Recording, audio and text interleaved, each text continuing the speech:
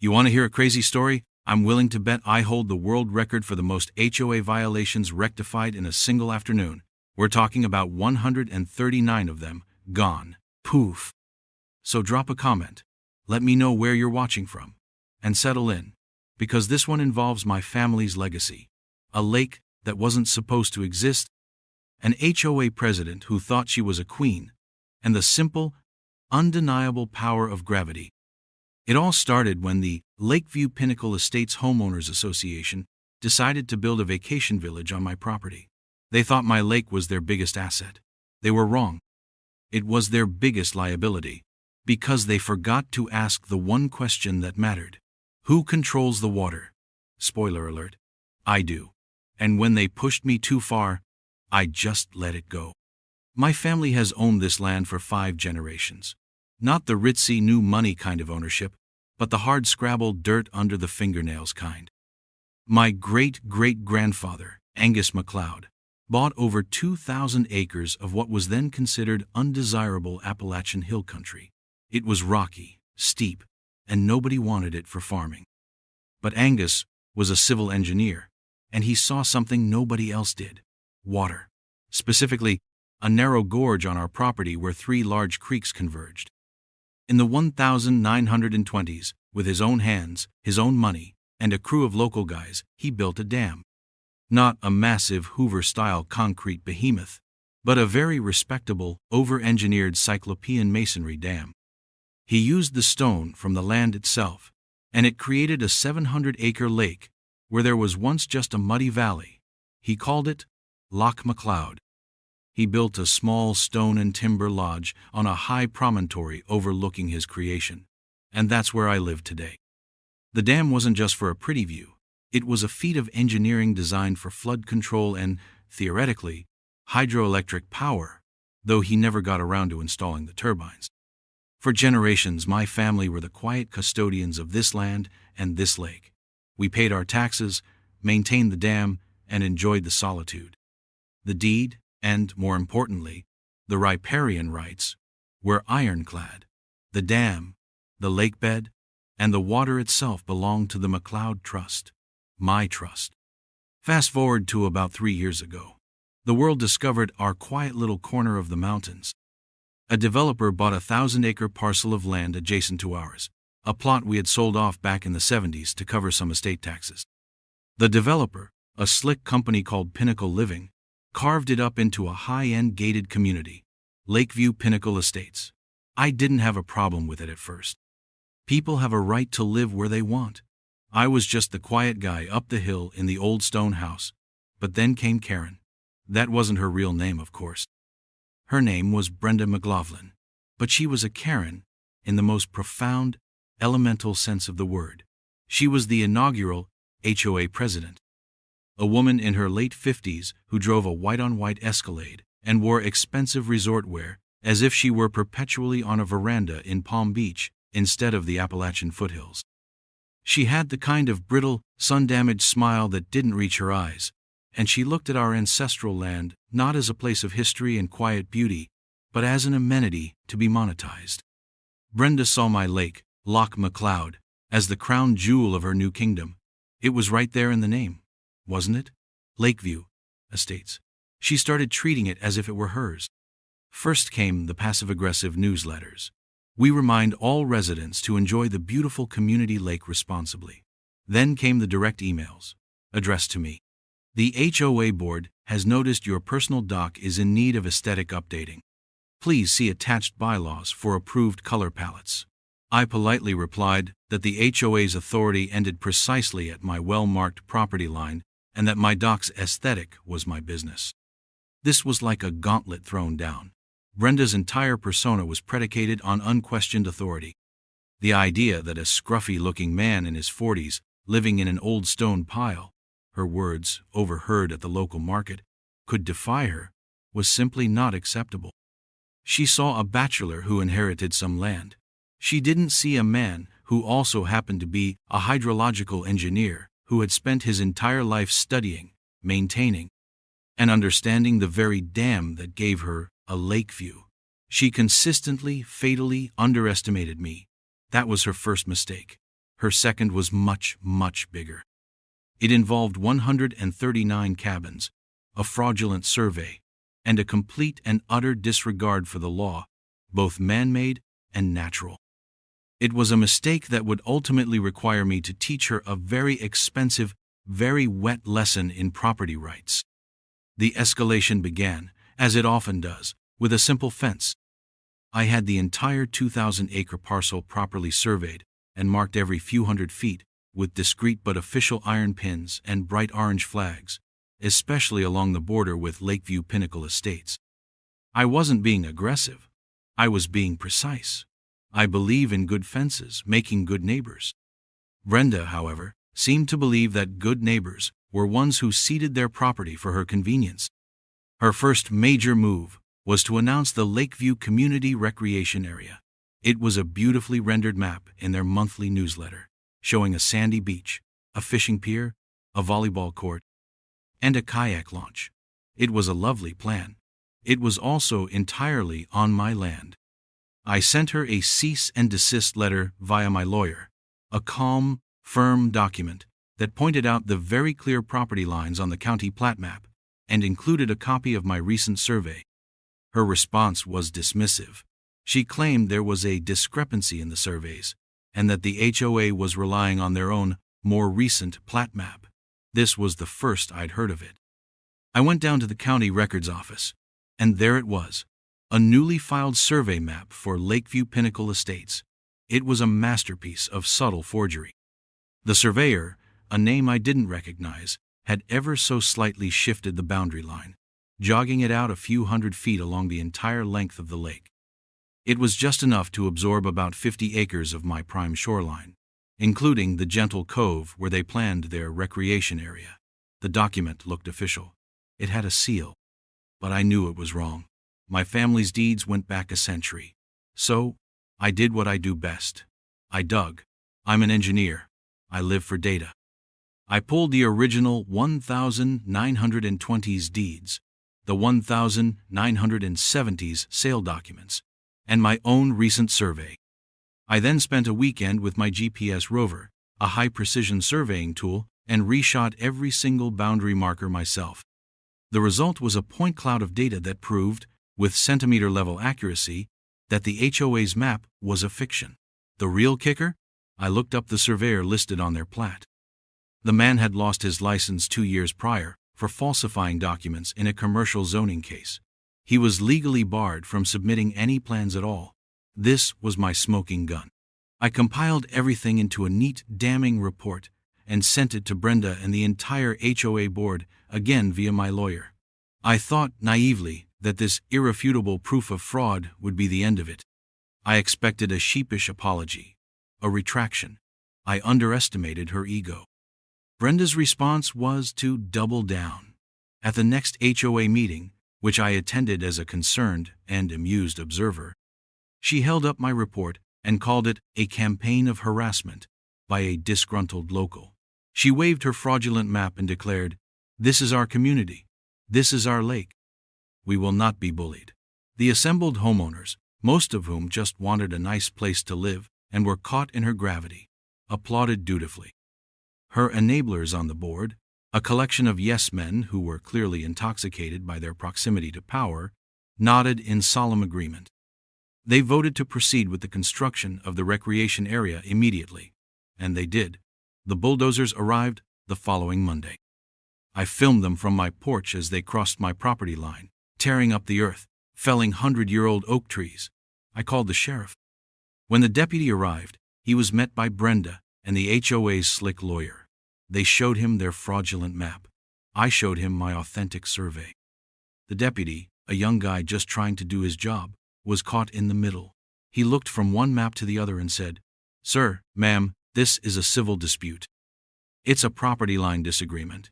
You'll have to take it to court." Which is exactly what Brenda was counting on. She knew litigation could take years and cost a fortune. She was betting I didn't have the stomach or the resources to fight her corporate-backed machine. She was wrong again. I filed for an immediate injunction, but as she had planned, the court docket was backed up. The soonest we could get a hearing was 6 months away. In Brenda's mind, Possession was 10/10ths of the law.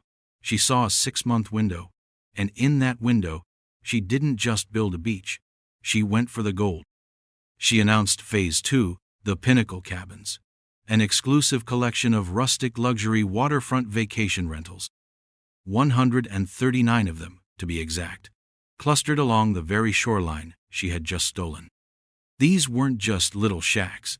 They were prefabricated, high-end units with plumbing, electricity, and HVAC, set on concrete slab foundations. Her gamble was that by the time we got to court, the cabins would be a fait accompli, and no judge would order the demolition of a multi-million-dollar development. It was a brazen, shocking escalation. It was also the beginning of the end for her, because while she was focused on bulldozers and concrete, I was focused on history, on water, and on the fine print of a deed signed almost 100 years ago. She was building on the shore of Loch MacLeod. She had forgotten that the loch answered to me. The construction was a whirlwind of noise, dust, and arrogance. Every morning, I'd watch the fleet of trucks rumble past the turnoff to my lodge, kicking up clouds of dirt. They worked with incredible speed, a testament to what you can accomplish when you ignore trivial things like permits, environmental impact studies, and property rights. The 139 cabins sprouted like ugly, rectangular mushrooms along my shoreline. They were packed in tight, each with a tiny deck facing the water, a parody of the spacious nature they were meant to celebrate. Brenda was a constant presence on site, pointing and directing from the seat of a golf cart, a queen surveying the expansion of her empire. She would sometimes drive up to the edge of the construction zone nearest my house, stop, and just stare up at my lodge, a smug little smile on her face. It was a silent, daily taunt. "See?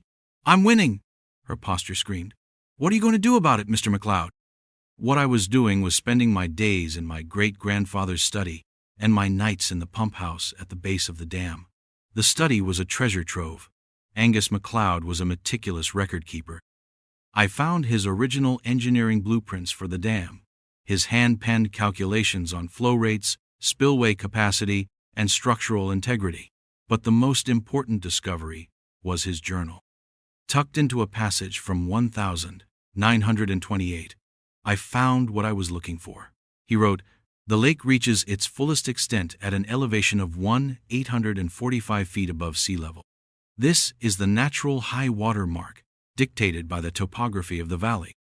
For safety and recreational use, I have engineered the primary sluice gates to maintain the water level at a constant 838 feet.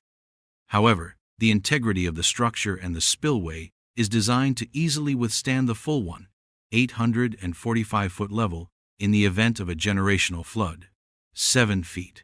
That was the magic number. 7 vertical feet of elevation difference between the lake's current, artificially maintained level and its true, natural shoreline. 7 feet that Angus had engineered as a safety buffer. 7 feet of pure, liquid justice. I pulled out my topographical maps and my survey data and started plotting.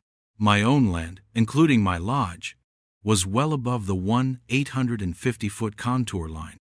But the 50 acres Brenda had stolen, the land where her 139 cabins were being hastily erected, it was a gentle, beautiful slope.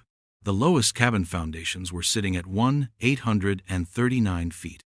The highest were just shy of 844 feet. They were all nestled comfortably within my 7-foot buffer. They were all, technically, in the lake bed. My next step was the dam itself. I had maintained it my whole life, as my father had before me.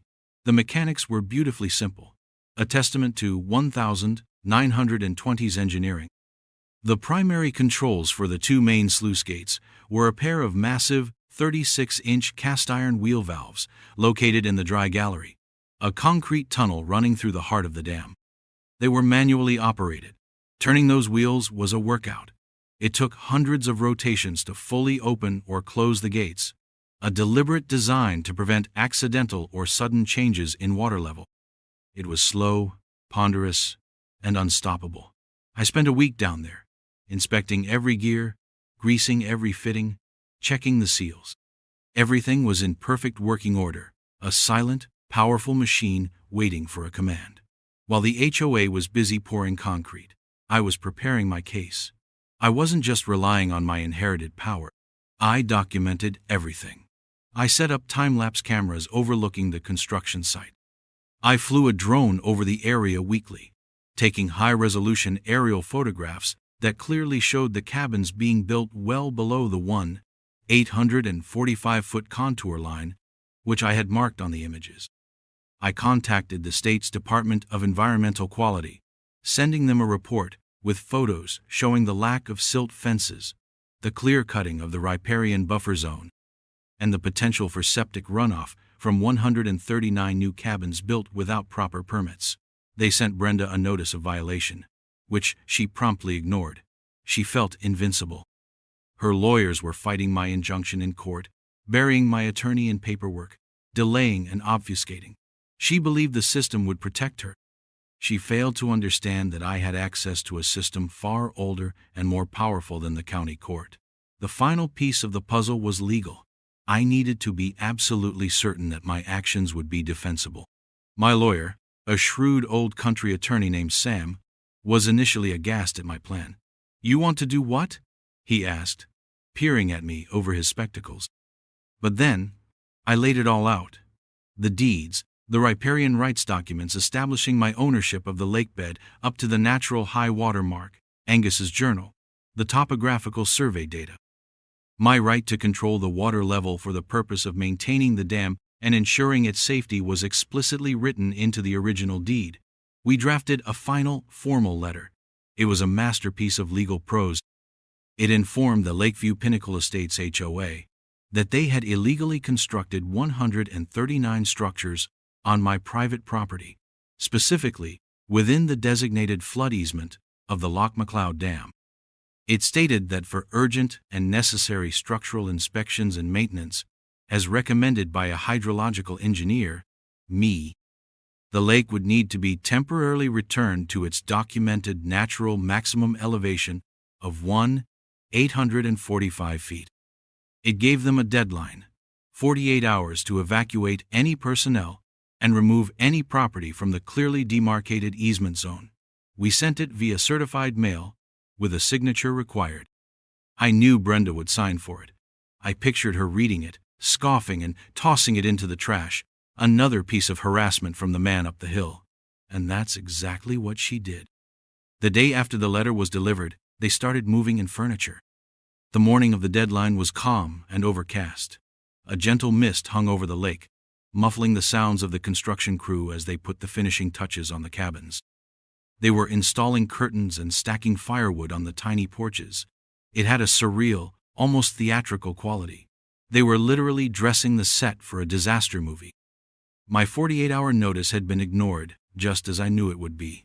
I received no calls, no emails, just the arrogant silence of people who believe rules don't apply to them. At 9:00 a.m., the exact moment the deadline expired, I drove my truck down to the dam. I had a thermos of coffee, a portable speaker playing some classic rock, and a sense of grim, methodical purpose. Before I started, I made 2 calls.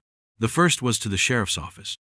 I informed the dispatcher that as the owner and operator of the Loch McLeod Dam, I was commencing a standard, non-emergency maintenance procedure that would involve slowly raising the water level to the documented high water mark of 845 feet over the next 12 to 24 hours.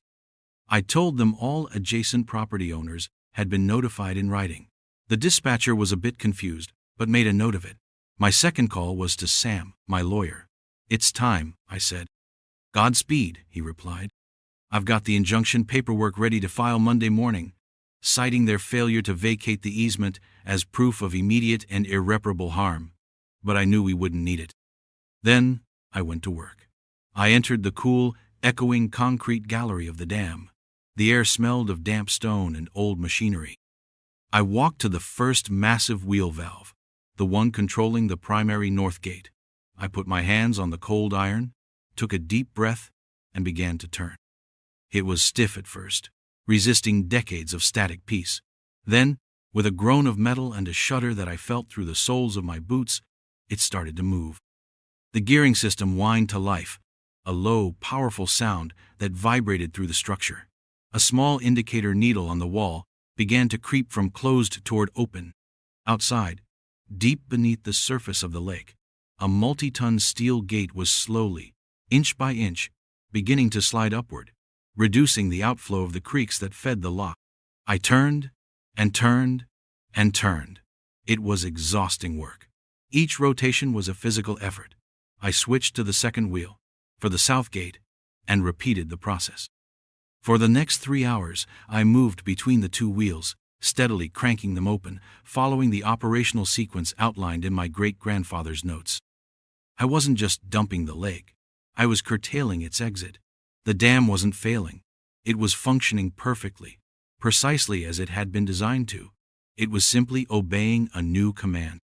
The 3 creeks that fed Loch McLeod now poured more water in than the partially closed gates were letting out. The lake began to rise. It was almost imperceptible at first. An inch, then another.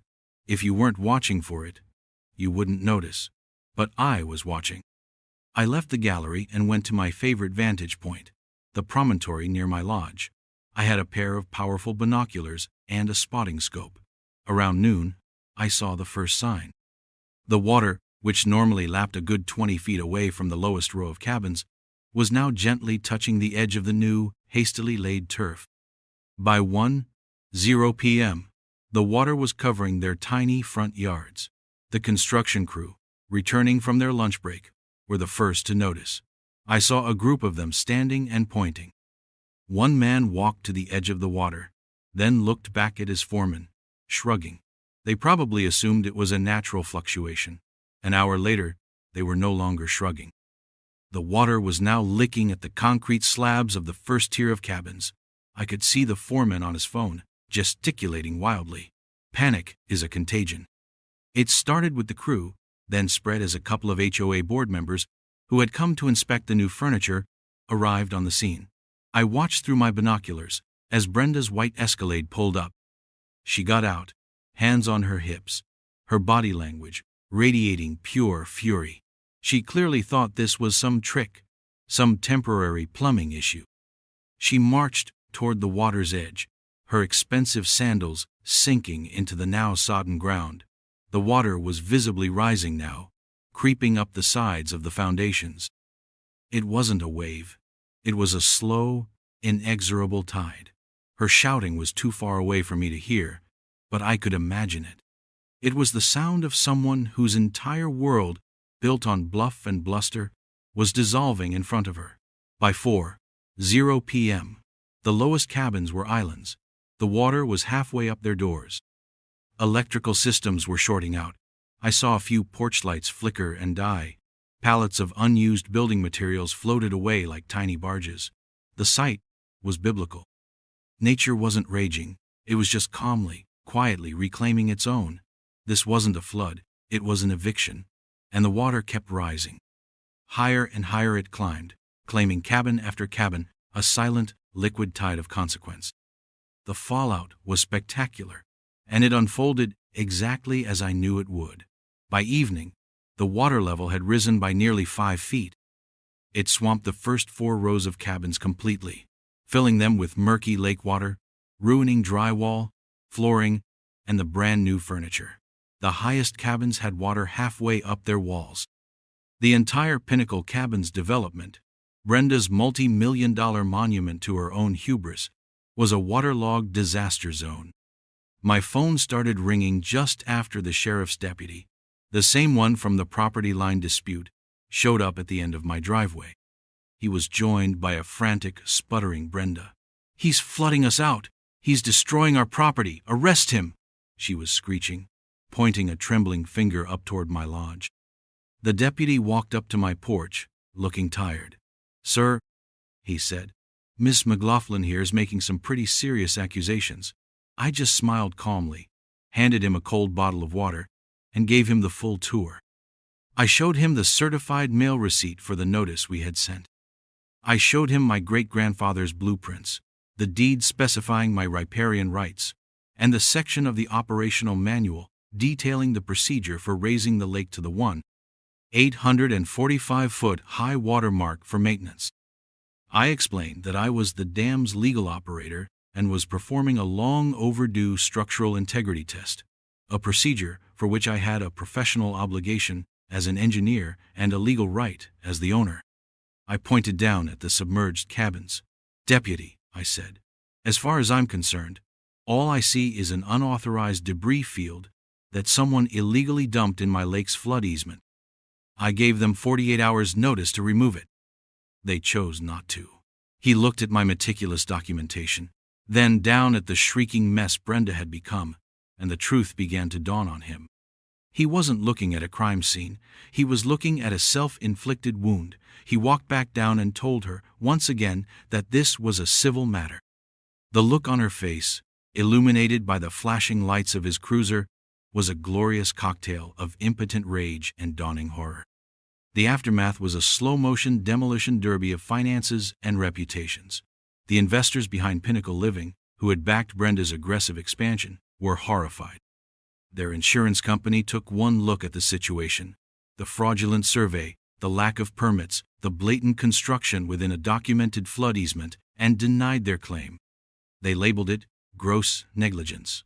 The homeowners in Lakeview Pinnacle Estates, who had paid a premium for lakefront property, were now faced with a swamp of half-submerged, rotting cabins, and the realization that their HOA president had led them into a legal and financial quagmire. The class action lawsuits began to fly. Not just against Brenda and the HOA, but against the developers, the construction company, and the now defunct surveyor. Brenda's little kingdom crumbled. She was voted out in a humiliating emergency meeting, her Escalade seen leaving the gated community for the last time a week later. The HOA itself went bankrupt, trying to settle the lawsuits. The developers cut their losses and sold the remaining land for pennies on the dollar to a conservation trust. But for me, the story wasn't over. I left the water at the 845-foot level for a full month. I wanted to make a point. I let the lake water do its work, soaking into every joint, warping every board, and filling the cabins with a permanent layer of silt and muck.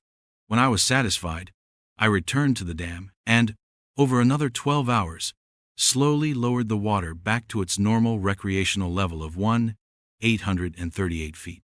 The scene that was revealed was one of utter devastation. The 139 cabins were a wreck.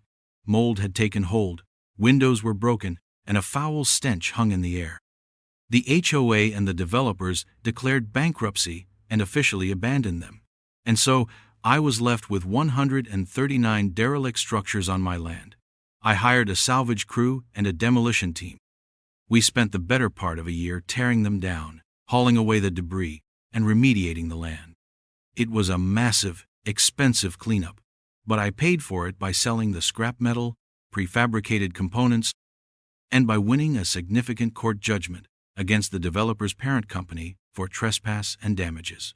Once the last cabin was gone, I brought in a landscape architect who specialized in ecosystem restoration. We replanted the entire 50-acre stretch with native trees, shrubs, and grasses. We restored the natural contours of the shoreline. Within 2 years, you couldn't even tell the cabins had ever been there. The oak trees are growing back, the birds have returned, and the quiet has settled back over Loch McLeod. Sometimes, new residents from the chastened, reorganized HOA will paddle by in a canoe and wave up at my lodge. They know the story, they know who owns the lake, and they know who controls the water. I never set out to be a villain or a hero. I just wanted to be left alone on the land my family had cared for a century. Brenda and her HOA saw my heritage as a commodity, and my patience as weakness. They learned that some lines shouldn't be crossed, and that nature, when properly directed, is the ultimate arbiter of justice. And that's how I fixed 139 HOA violations in one go. Thanks for listening to my story. I'll catch you on the next one.